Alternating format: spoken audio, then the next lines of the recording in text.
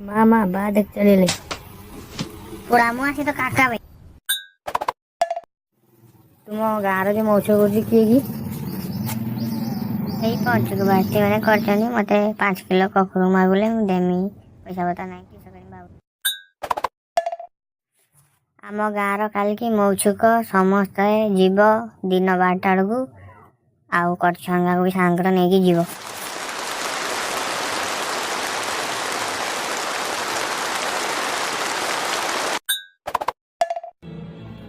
ଶୁଣ ଶୁଣ ଶୁଣ ଟିକେ ରହିଯା ଶୁଣ ଶୁଣ ହାଟରୁ ଟଙ୍କା କିଣିବ ତ